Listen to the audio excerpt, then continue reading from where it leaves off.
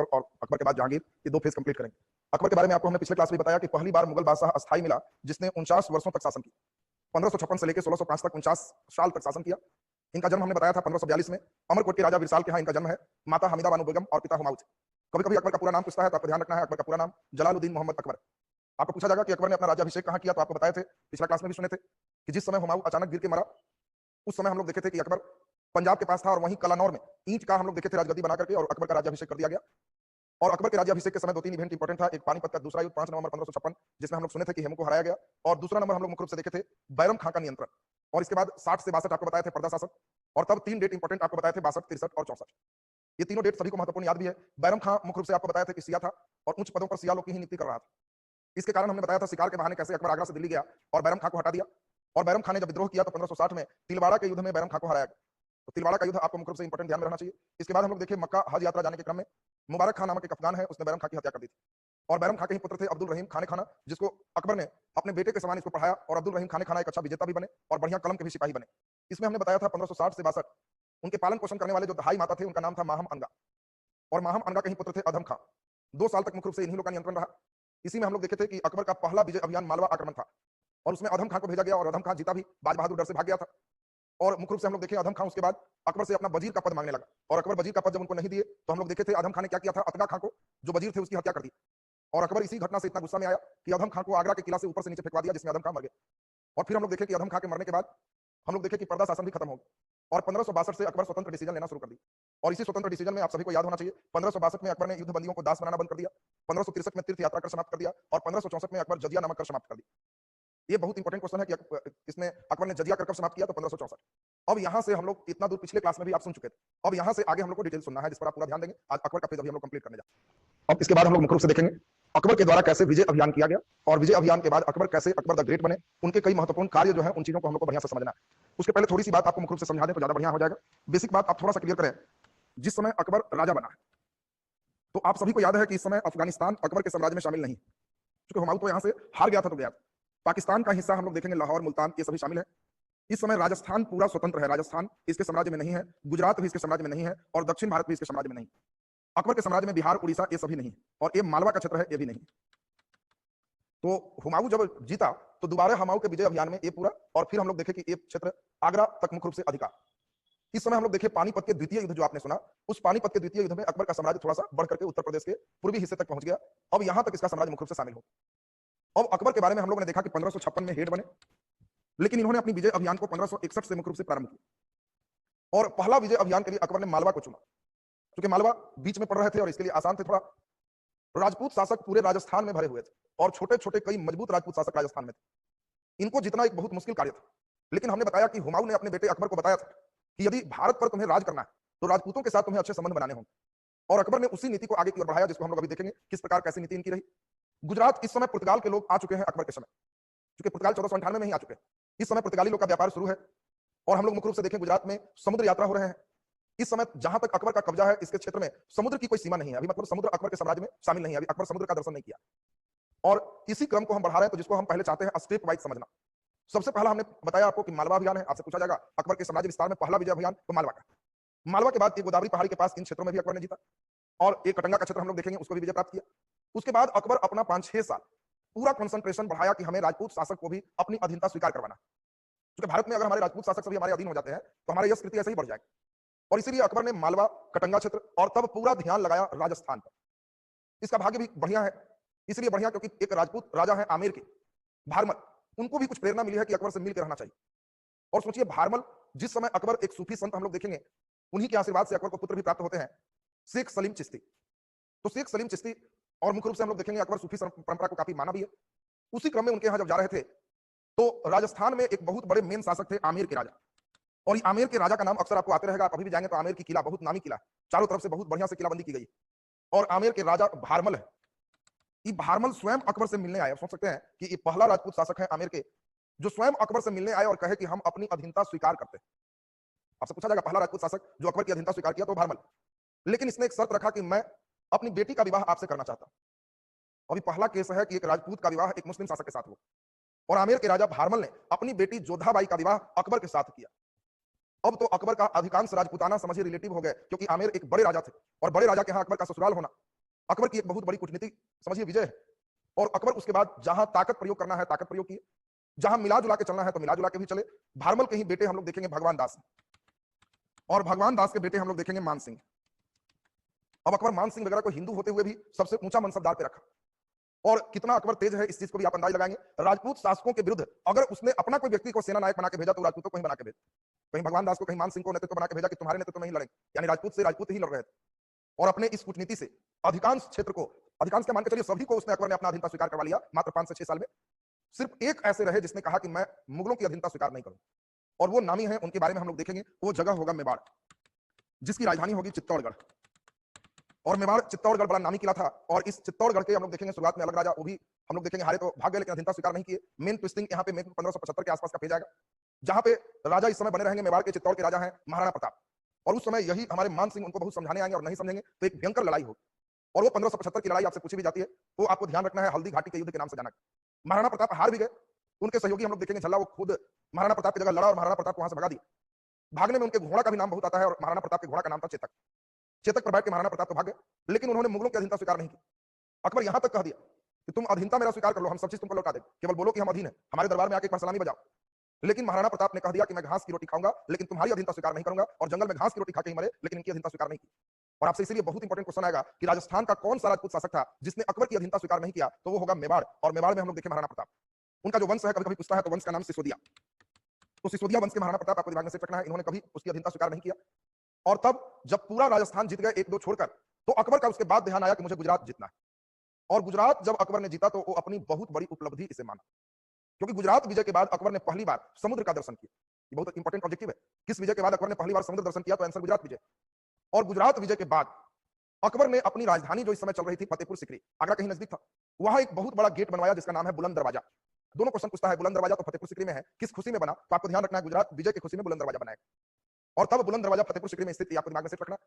और अब इसके बाद जब गुजरात विजय हुआ तो यहाँ पे पहली बार पुर्तगालियों से भी अकबर की मुलाकात, यहाँ पहली बार समुद्र दर्शन है, 3-4 क्वेश्चन यहाँ से पूछते हैं। तब अकबर दक्षिण में भी अपने एल्टीना को लगाया कि इसको भी जीतना है। दक्षिण में आपको पिछले क्लास में भी बताए थे 5 मेन साम्राज्य थे, अहमदनगर, बीजापुर, बरार, बीदर, और हम लोग गोलकुंडा इसको देख चुके थे। मुख्य रूप से अहमदनगर इस समय बहुत प्रमुख केंद्र है, चांद बीबी संरक्षिका है वहां के छोटे शासक के। पूर्ण रूप से हम लोग देखेंगे ये स्वतंत्र तो इसमें अकबर की अधीनता माना, लेकिन फिर ये बहुत जल्द आजाद हो जाएगा। इसके बाद अकबर बिहार और उड़ीसा इन क्षेत्रों में भी अभियान किया, और ये पूरा उत्तर का क्षेत्र गुजरात तक, थोड़ा दक्षिण में इतना बड़ा, और इसी के समय कंधार को भी, अफगानिस्तान को भी मुगल साम्राज्य में मिला लिया। यानी अफगानिस्तान, पाकिस्तान और पूरा उत्तर भारत, गुजरात, इतना दूर तक मुख्य रूप से अकबर शासक है। और इनके विजय अभियान को अभी हम डिटेल एक बार देख लेंगे, और तब विजय अभियान के बाद इनके प्रमुख कार्यों को देखेंगे, फिर उसके बाद आपके इधर के पेज कंप्लीट होंगे। तो अभी हम लोग विजय अभियान डिटेल देखते हैं। तो अब हम लोग अभियान में देखें विजय अभियान को, अब डिटेल आपको हम दिखाएं कैसे कैसे विजय अभियान इनका हुआ है। अकबर का साम्राज्य विस्तार जो अभी हमने समझाया उसको आपको डिटेल एक बार देख लेना है। अकबर ने अपने साम्राज्य विस्तार में अभी हमने बताया कि पहला अभियान मालवा अभियान करवाया। कभी कभी आपसे पूछता है कि अकबर का पहला अभियान कौन है, तो आपको ध्यान रखना है कि मालवा अभियान। मालवा हमने बताया कि मध्य प्रदेश के हिस्से में स्थित है, और मालवा अभियान कब है, तो 1561 ईस्वी। इसमें हम लोग अभी देखे थे कि अकबर के धाई माता के ही बेटे अधम खां है, और अधम खां के नेतृत्व में ही ये मालवा अभियान हुआ। और इसमें हम लोग देखे कि मालवा के शासक थे बाज बहादुर। तो बाज बहादुर को हरा करके इसकी पत्नी थी रूपमती।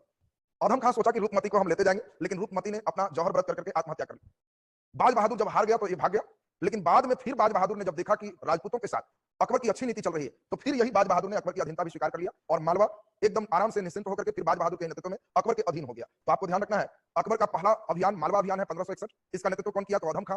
और फिर हम लोग देखिए उस समय राजा कौन था, बाज बहादुर, उसकी पत्नी कौन थी, रूपमती। इतनी क्वेश्चन आपसे यहाँ से पूछे जा सकते हैं। अकबर का मेन अगला अभियान था गढ़ कटंगा अभियान 1564 में, इसको गोंडवाना अभियान के भी नाम से जानते हैं। तो गढ़ कटंगा या गोंडवाना अभियान मध्य प्रदेश में ही स्थित, और मध्य प्रदेश में आप देखें जबलपुर के पास एक क्षेत्र है जिसको गढ़ कटंगा क्षेत्र का, और वह क्षेत्र रानी दुर्गावती के नेतृत्व में वहां पे शासन चल रहा था। कभी कभी पूछता है रानी दुर्गावती के क्षेत्र को अकबर ने मिलाया कि दुर्गावती कहां की शासिका थी, तो मध्य प्रदेश जबलपुर के पास गोंडवाना इसको कहें या गढ़ कटंगा अभियान इसको कह सकते हैं। और इस क्षेत्र को जितने में अकबर के प्रमुख एक सेनापति हैं आसफ खां, उन्हीं के नेतृत्व में इसको जीता गया। तो हम लोग देखें कि मालवा का विजय किसके अभियान में हुआ, तो अधम खां, और गढ़ कटंगा आसफ खां। तो ये दोनों आपको ध्यान रखना है। गढ़ कटंगा की रानी कौन थी, दुर्गावती। बाज बहादुर की पत्नी कौन थी, ये भी आपसे पूछा जाता है, तो रूपमती। तो बाज बहादुर की पत्नी रूपमती, गढ़ कटंगा की रानी दुर्गावती। इसके बाद हम लोग मुख्य रूप से देखें 8 साल तक अकबर का पूरा ध्यान रहा राजपूत शासकों के विजय पर, यानी राजस्थान को जीतने में ही अकबर को 8 साल लग गए, और 1562 से 1570 तक राजपूत राज्यों पर विजय अकबर ने प्राप्त किया। आपको पूछा जाएगा कि बताओ पहला राजपूत राजा, तो हमने बताया अभी आमेर 1562 में। आमेर का किला बहुत नामी किला है राजस्थान में, और आमेर का राजा है भारमल। ये भारमल स्वेच्छा से अधीनता स्वीकार किया कि हम अकबर के अधीन रहेंगे। दूसरा नंबर हम लोग देखें 62 के बाद अकबर ने 1567 में मेवाड़ चित्तौड़ पर मेन आक्रमण किया। उस समय राजा थे उदय सिंह। इस अभियान का नेतृत्व अकबर नहीं किया, उदय सिंह हारिल भाग गए लेकिन अधीनता स्वीकार नहीं की। बाद में हम लोगों ने देखा कि मुख्य लड़ाई मेवाड़ मिलाने के लिए 1576 में हो, 67 को उलट देंगे तो 76 हो। ये डेट पूछा जाता है, इस लड़ाई का नाम हल्दी घाटी का युद्ध है और हल्दी घाटी का युद्ध का नेतृत्व अकबर की ओर से मानसिंह कर रहे थे और इस समय चित्तौड़ के राजा महाराणा प्रताप थे। हमने बताया उनके घोड़ा का नाम चेतक, लेकिन महाराणा प्रताप भाग गए लेकिन मुगलों की अधीनता स्वीकार नहीं किए और अंततः अकबर के द्वारा मेवाड़ को मुगल साम्राज्य में मिलाया नहीं जा सका, क्योंकि फिर जब अकबर की सेना मानसिंह के नेतृत्व में लौट गई तो फिर यही वहां पे महाराणा प्रताप जंगल से निकल करके और फिर अपना छापामार युद्ध और कई विधियों से बहुत बड़े क्षेत्र पर पुनः अधिकार कर लिया। पूछा जाएगा कि अकबर किस राजपूत शासक पर विजय प्राप्त नहीं कर पाया, तो मेवाड़ आंसर दिमाग में सेट रखें। इसके बाद 1569 में रणथंभौर को जीते, यहाँ सूरज राय हाड़ा मेन राजा था और यहाँ जाने वाले राजा भगवान दास थे। आपको हमने बताया कि अकबर राजपूत शासक से ही मुख्य रूप से उनको हराने का काम कर रहे थे। राजस्थान के प्रमुख किला कालिंजा, जहां हम लोग देखे शेर शाह भी बेचारे जाके वहां मरे, यही 1569 में ये रामचंद्र देव यहाँ राजा थे, उनको यहाँ मजनू खान ने हराया। इसके बाद हम लोग देखे कि मेन अब जो राजपूत शासक थे, मारवाड़ थे, जैसलमेर थे, बीकानेर थे, ये सब स्वेच्छा से ही अकबर की अधीनता स्वीकार कर ली और 1570 आते आते राजस्थान के अधिकांश राजपूत शासक अकबर की अधीनता स्वीकार कर ली और अकबर के क्षेत्र में राजस्थान पूरा शामिल हो गया। और इसके कारण कहा जाता है कि अकबर ने राजपूतों के साथ वैवाहिक संबंध भी बनाए थे, इसके कारण इन जगहों पर उसे राज करने में काफी सहूलियत हो रही थी। 1570 के बाद जब राजस्थान जीते तब अकबर का पूरा ध्यान आया गुजरात विजय पर और इसीलिए गुजरात अभियान हम लोग देखेंगे 1571 का अभियान। और 1571 में गुजरात में राजा थे मुजफ्फर खां तृतीय, उसको मिर्जा अजीज कोका वहां जाकर के उनके नेतृत्व में लड़ाई हुई और मिर्जा अजीज कोका के नेतृत्व में मुजफ्फर खां तृतीय को हरा दिया गया और 1571 में ही अकबर जीत गए। लेकिन 1572 में मिर्जा अजीज कोका गुजरात के हेड बने हुए थे, वहां विद्रोह हो गया और उस विद्रोह को दबाने के लिए सबसे तीव्र अभियान में मालवा से गुजरात केवल उस जमाने में 8 दिन में पहुंच गए, जबकि अभी ट्रेन है तभी 1-2 दिन लग जाएंगे। और अकबर का सबसे तेज अभियान माना जाता है 1572 वाला। और 1572 में अकबर स्वयं गुजरात के विद्रोह को दबाने के लिए गया और फिर से गुजरात पूरा विजय किया और पहली बार समुद्र देखा और पुर्तगालियों से भेंट भी हुई। और इंपॉर्टेंट यही है, इसी गुजरात विजय के उपलक्ष्य में अकबर फतेहपुर सीकरी में बुलंद दरवाजा का निर्माण किया। तो यहाँ आपको 2-3 क्वेश्चन पूछता है, किस विजय अभियान के बाद अकबर ने पहली बार समुद्र देखा? तो गुजरात। फतेहपुर सीकरी में बुलंद दरवाजा का निर्माण किस विजय अभियान के बाद हुआ? तो गुजरात विजय अभियान के बाद। और 1571 में हम लोग देखे ये सभी विजय अभियान। अब इसके बाद हम लोग एक स्टेप और देखें, अकबर के द्वारा अब बिहार, उड़ीसा इन क्षेत्रों को भी जीता गया, तब दक्षिण के क्षेत्र को जीता गया और तब इंपॉर्टेंट काम देखेंगे। 1574-76 में मुबीब खां के नेतृत्व में बंगाल और बिहार के शासक दाऊद खां को हराया। दाऊद खां भी वहां विद्रोह कर दिए थे, तो बिहार और बंगाल भी अकबर के समय ही परमानेंट मुगल साम्राज्य का हिस्सा हो। उसके पहले बिहार लगातार मिलता भी था तो स्वतंत्र होता था, अकबर के नेतृत्व में परमानेंट मिल गया। और अकबर ने काबुल विजय किया, एक बहुत इंपॉर्टेंट चीज है, अफगानिस्तान का बाबर का प्रिय शहर रहा है काबुल। और 1581 में हकीम मिर्जा को मान सिंह के नेतृत्व में हराया और काबुल का सूबेदार इसी मान सिंह को भी बनाया। मान सिंह बंगाल के भी सूबेदार बने थे। और 1590 में उड़ीसा में निखार खां को फिर मान सिंह ने हराया। तो आप देख रहे हैं मान सिंह के नेतृत्व में काबुल विजय, उड़ीसा विजय, बंगाल विजय, ये कई क्षेत्र को ये जीते और मान सिंह को इसलिए बड़े मनसबदार पर रखा भी अकबर ने। अब हम लोगों ने देखा अकबर की स्थिति, पूरे राजस्थान को हम लोगों ने देखा 8 साल में 1562 से 70 तक पूरे विजय कर लिया, सिर्फ एक मेवाड़ बच गई। 1571 में गुजरात विजय हो गई और फिर हम लोगों ने देखा कि 1590 आते आते उड़ीसा तक का क्षेत्र पूरा विजय हो चुका है, मालवा तो सबसे पहले जीत गए। अब अकबर का पूरा ध्यान दक्षिण की ओर था। मध्य प्रदेश में ही एक इंपॉर्टेंट दुर्ग थे असीरगढ़, असीरगढ़ के दुर्ग पर अकबर का कब्जा भी नहीं हुआ था। तो अकबर की पूरी कोशिश थी कि असीरगढ़ पर कब्जा हो और दक्षिण में हमारा अधिकार हो। तो दक्षिण अभियान को अकबर सबसे अंतिम में अभियान को शामिल किया। अहमदनगर 1597 से 1600 मुख्य रूप से अब्दुल रहीम खाने खाना के नेतृत्व में वहां की चांद बीबी शासिका थी, वो अधीनता स्वीकार की। लेकिन फिर अहमदनगर भी स्वतंत्र हो गए, कोई बहुत फायदा नहीं हुआ इस अकबर को। और अकबर को मेन फायदा हुआ असीरगढ़। पूछा जाएगा असीरगढ़ किस राज्य में है? तो मध्य प्रदेश। 1601 में अकबर असीरगढ़ का विजय किया और असीरगढ़ का विजय अकबर का अंतिम विजय अभियान था। इसके बाद अकबर किसी क्षेत्र को फिर नहीं जीते। और हम लोग देखें मीर बहादुर को अकबर ने हराया, यहां पर खुद अपना अभियान किया। और सबसे इंपॉर्टेंट है, असीरगढ़ के दुर्ग को ही दक्कन की कुंजी कहते हैं। कभी कभी इंपॉर्टेंट क्वेश्चन आएगा, दक्कन मतलब दक्षिण भारत की कुंजी, किस दुर्ग को कहते हैं? तो आपको ध्यान रखना है, असीरगढ़ के दुर्ग को दक्कन की कुंजी कहते हैं। अब अकबर बहुत दुखी रहने लगा क्योंकि 1602 में अकबर का किताब लिखने वाला अकबरनामा, उसके लेखक थे अबुल फजल, और अबुल फजल की ही हत्या अकबर के बेटे सलीम जहांगीर ने करवा दी। शेख सलीम चिश्ती के आशीर्वाद से अकबर को बेटा हुआ, तो उन्होंने बेटा का नाम ही सलीम रखा। और जब सलीम बड़ा हुआ, अकबर कभी भी सलीम को डांटे तो सलीम को लगे कि अकबर अबुल फजल के साथ रहते हैं, कि इसी का किया धरा, यही हमको डटवाटे होता है। और इसीलिए सलीम ने एक राजपूत शासक वीर सिंह बुंदेला को कह करके और अबुल फजल की हत्या करवा दिया। और इस हत्या के गम को अकबर सह नहीं पा रहे हैं कि आखिर किसको सजा दें, ये भी मेरा बेटा है। और इसी दुख में 1605 में अकबर की मृत्यु हो जाएगी। तो अकबर के समय की प्रमुख घटना और जो है इसको थोड़ा सा डिटेल हम लोग देखेंगे। अकबर को मरने के बाद हम लोग देखेंगे आगरे के निकट सिकंदरा में दफनाया जाएगा, कैसा उनका दरगाह होगा, इस पर भी आपको मुख्य रूप से प्रश्न रहेगा। तो अकबर की प्रमुख घटना को हम लोग तेजी में देखें और इसी से मेन क्वेश्चन आपको पूछे जाएंगे। तो आप सभी को पुराना वाला भी याद होगा, 1562, 63, 64, ये सभी को जोड़ते हुए एक बार रिवाइज करें। 1562 में आपको याद है अकबर ने युद्ध बंदियों को दास बनाना बंद कर दिया। 1563 में आपको याद है अकबर ने तीर्थ यात्रा कर समाप्त कर दिया और 1564 महत्वपूर्ण था, जजिया कर समाप्त कर दिया। इसके बाद जो इंपॉर्टेंट डेट है उसको एक नजर बढ़िया से सुनिए। 1571 में अकबर ने फतेहपुर सीकरी की स्थापना आगरा के बगल में किया। वहीं पे उसने जोधाबाई महल, तमाम जो किला है, पूरे मुगल की राजधानी फतेहपुर सीकरी में इसने शिफ्ट करवा दी। और 1575 में अकबर ने एक नई प्रथा लाई, इसका नाम है मनसबदारी प्रथा। और इसी समय अकबर ने इबादत खाना का भी निर्माण कराया। इबादत मीन्स होता है पूजा पाठ, तो अकबर ने इबादत खाना का मतलब पूजा पाठ करवाना, इसके लिए 1575 में इसने इबादत खाना बनवाया। और अकबर इसी समय मनसबदारी प्रथा को शुरू किया। ये बहुत इंपॉर्टेंट है। मनसबदारी का मतलब होता है, इसमें दो चीज अकबर देना शुरू किया। एक का नाम था जात और दूसरा का नाम था सवार। जात और सवार, ये दो चीज अकबर यहां प्रदान करना शुरू किया। जात का मतलब था मुख्य रूप से कि उसका हमारे दरबार में कैसा पद है, और सवार का मतलब यहां घुड़सवार की संख्या से। मनसबदारी में अब जैसे मान लें, सपोज बताएं थाना में जा रहे हैं, तो कौन किसको सलामी देगा, ये कैसे पता चले? तो इसके लिए हम लोग देखते हैं कॉलर के पास स्टार लगवाते हैं, वही जात है। और कितना घुड़सवार, ऐसा तो नहीं कि कोई सिपाही है तो अपने पीछे 20 जीप लेके चले। हर का सवार फिक्स है कि डीएसपी है तो उसके 2 बॉडीगार्ड उसी की गाड़ी में होंगे, एसपी है तो अलग से गाड़ी होगी, डीआईजी है तो उसके अलग प्रबंधन होंगे। ये सवार वही चीज। और इस प्रथा को अकबर ने दशमलव प्रणाली पर लाया। सबसे छोटे मनसबदार 10 होते थे, और 5000 से ऊपर का मनसबदार जल्दी किन्हीं को नहीं दी जाती थी। बहुत निजी अपने होंगे तो उनको मिलते थे। फिर भी 10,000 के मनसबदार में हम लोग देखे, 5000 से ऊपर वाले में हमारे मानसिंह वगैरह को अकबर ने रखा। और इसमें बैठने वाले पद का नाम जात है, और बाकी जो घुड़सवार है उसको सवार कहते हैं। सवार कभी भी जात से ज्यादा नहीं हो सकते। मतलब किसी को प्राप्त है 4000 बाई 2000, इसका मतलब वो जब आएगा तो बैठने वाले जगह में 4000 वाले मनसब के लोग जहां बैठेंगे वहीं उसको पर बैठाया जाएगा, और 2000 इसके घुड़सवारों की संख्या हो। ये मनसबदारी आगे चलते रहेगा। हम लोग देखेंगे जहांगीर के समय इसी में थोड़ा सा बढ़ जाएगा, 2 अस्पा सी अस्पा। 2 अस्पा मतलब है कि कई जो और विश्वासी लोग होंगे उनका जात वही है, सवार वही है, केवल 2 अस्पा प्रदान कर दिया तो दुगना घोड़ा रख सकता है पहले से। और सी अस्पा जिनको प्रदान किए और विश्वासी है तो तिगुना घोड़ा रख सकता है।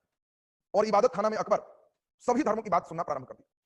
कई बार अकबर को हिंदू धर्म की कुछ बातें अच्छी लगी तो कभी दरबार में चंदन टीका लगा के भी आ जाते थे, कभी कभी दूसरे अन्य कार्य भी करने लगते थे।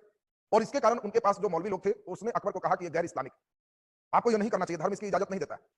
तो 1579 में अकबर ने जो जो उलेमा थे जो धर्म की व्याख्या मुस्लिम धर्म में करते थे, उन सभी को बैठा के एक मीटिंग लिया कि बताओ हेड हम है कि आप लोग? तो सबने कहा कि हुजूर आप है। कहा कि बताओ अल्लाह के सबसे प्रिय हम है तो हमारी हर बात मेन सबसे प्रिय होगी। सभी ने जब हामी भर दिया तो अकबर सबसे एक दस्तखत कराए कि धर्म के मामले में भी अकबर सबसे प्रधान होंगे क्योंकि वो राजा है। और इसी चीज को मजहरनामा कहते हैं। और 1579 में अकबर ने मजहरनामा की घोषणा की।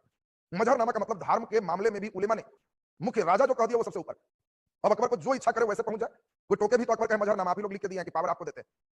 और तब 1581-82 में अकबर ने एक नया धर्म चलाया जिसका नाम दीन ए इलाही। आपको पूछा जाए दीन ए इलाही एक प्रकार का क्या है, तो नए धर्म है। और दीन ए इलाही इन नए धर्म को चलाने वाला अकबर। 1582 ईस्वी में अकबर ने आईने दहसाला पद्धति प्रारंभ किया। ये दहसाला क्या है? 1571 में अकबर जब फतेहपुर सीकरी की स्थापना किया तो उसी समय भूमि विशेषज्ञ जो थे टोडरमल, दहसाला पत्ती को कभी टोडरमल पत्ती भी कहते, तो टोडरमल जो भूमि विशेषज्ञ थे, ये टोडरमल ने 10 साल का हिसाब 1571 से 1581 तक, 72 से जो है मुख्य रूप से 81 तक रहा, 10 सालों तक खेतों का प्रकार जाना, उसके 10 वर्षों के उपज का एक औसत निकाला और उसके आधार पर टैक्स जो है सेट किया, उसको दहसाला पद्धति कहते हैं। देखिए कई लोग का पहले था कि एक कट्ठा में इतना अनाज देना, तो कई व्यक्ति शिकायत करते थे कि हुजूर मेरा खेत खराब, कोई अपने खेत को अच्छा कहता ही नहीं था। तो टोडरमल ने कहा कि हुजूर 10 साल का एवरेज निकाल लीजिए, एकदम सही आ जाएगा। 10 साल भार पड़ेगा लेकिन फिर सही हो जाएगा। और उसी पद्धति को आईने दहसाला कहते हैं। 10 साल के पूरे भूमि का एवरेज निकाल के जमीन को ही 4 भागों में बांटा गया। सबसे उपजाऊ भूमि को पोलज कहा गया। आपको कभी-कभी पूछता है कि जो है मुगल काल में सबसे उपजाऊ भूमि कहलाए पोलज, पोलज, छानछर, परती और बंजर, 4 भागों में भूमि को बांट दिया गया और उसी के अनुसार से सब पर टैक्स फिक्स कर दिया गया। ये पद्धति दहसाला है, इसमें सब डेट आपको एकदम एक साथ याद चाहिए। फिर से रिवाइज करें, 1562 युद्ध बंदियों को दास बनाना बंद, 1563 हम लोगों ने देखा तीर्थ यात्रा कर समाप्त, 1564 जजिया कर समाप्त, 1571 फतेहपुर सीकरी की स्थापना, 1575 मनसबदारी प्रथा लागू और इबादत खाना का निर्माण, 1579 मजहरनामा की घोषणा। मजहर का अर्थ हमने आपको समझा दिया। मजहर का मतलब धार्मिक मामले के भी प्रधान अकबर ने स्वयं को घोषित किया। 1581 दीन ए इलाही एक नए धर्म की स्थापना हुई और 1582 10 सालों का एवरेज एक निकाला गया जिसको आईने दहसाला कहा। अब मेन क्वेश्चन हम लोग देखें, अकबर के दरबार के नौरत्न कौन कौन? तो अकबर के पहला नौरत्न थे बिरबल। क्वेश्चन आते हैं बिरबल का मूल नाम क्या था, तो ध्यान रखना महेश दास। और अकबर ने जो नए धर्म चलाए थे दीन ए इलाही, इसको स्वीकार करने वाला एकमात्र हिंदू राजा बिरबल ही था। तो दोनों चीज पूछा जाता है कि दीन ए इलाही स्वीकार करने वाला एकमात्र हिंदू राजा कौन था, तो आपको ध्यान रखना बिरबल। बिरबल का मूल नाम क्या था? महेश दास। अगला नंबर हम लोग देखें अबुल फजल। इसी ने अकबरनामा आईने अकबरी की रचना की। इसी की हत्या हमने अभी आपको बताया कि अकबर के बेटे जहांगीर ने वीर सिंह बुंदेला से करवा दिया। 1602 डेट भी आपको याद करवाए थे। और दीन ए इलाही जो अकबर के धर्म था उसके मुख्य पुरोहित भी यही अबुल फजल थे। अगला नंबर इंपॉर्टेंट है तानसेन। तानसेन का जन्म कहां है? ग्वालियर में। आपको पूछा जाएगा तानसेन पुरस्कार, तो आगे करंट में पढ़ाएंगे। 2 राज्य मुख्य रूप से प्रदान करते हैं और ये दोनों ही संगीत के क्षेत्र में प्रदान करते हैं। यानी अकबर के दरबार में बहुत बड़े एक संगीतज्ञ हैं जिनका नाम है तानसेन। पूछा जाए तानसेन का जन्म कहां हुआ? ग्वालियर। और तानसेन के समय ही ध्रुपद गायन शैली का विकास हुआ। तो ध्रुपद एक गायन शैली है जिसका डेवलपमेंट तानसेन के समय है। अगला नंबर है अब्दुल रहीम खाने खाना। ये अब्दुल रहीम खाने खाना बैरम खां के पुत्र है और आपको हमने बताया कि मुख्य रूप से अकबर ने अपने पुत्र के समान इसको पढ़ाया। और अब्दुल रहीम खाने खाना ने बाबरनामा का फारसी अनुवाद किया। पुनः गुजरात में विद्रोह हो गया था अकबर के बाद भी, उसको यही अब्दुल रहीम ने जाकर उसको शांत किया और उसी के उपलक्ष्य में अकबर ने इसको खाने खाना विजेता की उपाधि भी दी। अगला नंबर मान सिंह, आमेर के राजा भगवान दास के पुत्र भी हमने आपको बताया। भगवान दास के पिता भी हम आपको बताया कि आमेर के पहला राजा थे भारमल, भारमल के बेटे हो गए भगवान दास, उनके बेटे हो गए मान सिंह। अगला नंबर हम लोग देखें टोडरमल। टोडरमल का भूमि सुधार बहुत नामी है और इसे शाह सूरी के समय से ही चला रहा है और इसी ने आईने दहसाला पद्धति को भी अपनाया। अगला एक फैजी है, अकबर के राज कवि कहे जाते हैं, हकीम हुकाम है, ये रसोई घर के प्रधान थे और मुल्ला दो प्याजा इनके बारे में कहा जाता है कि अरब के थे और भोजन में हमेशा 2 प्याज भी मांगते थे, इसीलिए इनको मुल्ला दो प्याजा कहा गया। अब यहाँ पे इंपॉर्टेंट दो चार बात और है जिसको हम लोग सुनेंगे। अकबर पहला मुगल बादशाह था जो सती प्रथा पर रोक लगाए, जिसने कहा कि कोई महिला जबरन चाहती है कि हम जलें एकदम निश्चित, तो उसको जलने दो, उसको मत रोक, लेकिन जबरदस्ती कोई किसी को नहीं जलाएगा। पूछा जाएगा कि कौन मुगल बादशाह सती प्रथा को रोक लगाए, तो उसमें अकबर का नाम प्रमुख होगा, लेकिन पूर्ण रूप से रोक नहीं है। वो हम लोग जो है अंग्रेज के समय इसको हम लोग डिटेल मुख्य रूप से देखेंगे, राजा राम मोहन राय का कैसे योगदान रहा। अकबर की मृत्यु इंपॉर्टेंट है 1605 में हुआ, और अकबर को आगरा के नजदीक जगह है सिकंदरा, उसी सिकंदरा को में दफनाया गया, और अकबर का मकबरा उसी सिकंदरा आगरा में स्थित है। आपसे पूछा जाएगा कि बताओ अकबर का मकबरा कहां स्थित है, तो सिकंदरा, सिकंदरा कहां है, तो आगरा में स्थित है। ये आपको दिमाग में एकदम सेट कर लेना है। तो ये पूरे कहानी आपने देखा अकबर। अब नेक्स्ट में हम लोग देखेंगे अकबर के बाद हम लोग पूरे कहानी जहांगीर।